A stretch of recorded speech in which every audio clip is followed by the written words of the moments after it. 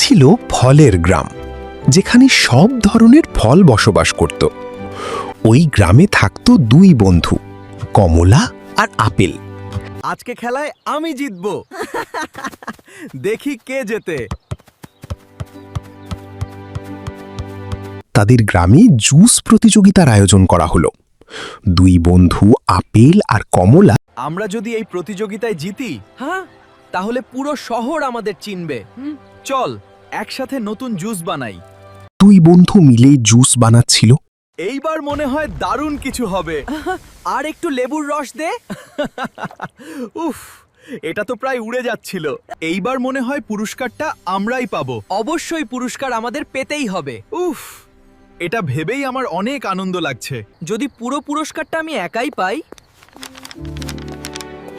Apple হঠাৎ প্রতারণা করার চিন্তা করল।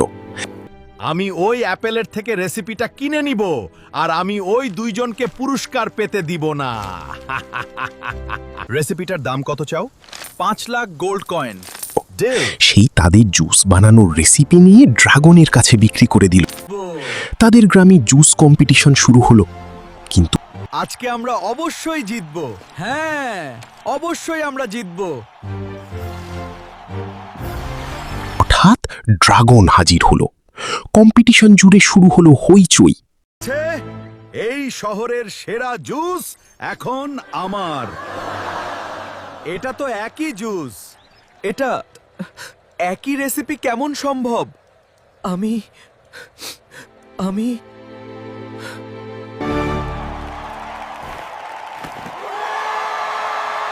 অ্যাপল প্রতারণা করেছে। আমি সব দেখেছি। গত রাতে অ্যাপল ভাই ওই ড্রাগনের কাছে রেসিপি বিক্রি করেছে। তুই আমার সবথেকে ভালো বন্ধু, আর তুই টাকার জন্য বন্ধুত্ব ভেঙে দিলি।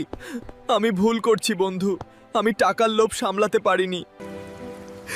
লোভ করে আমি সব হারিয়ে ফেললাম।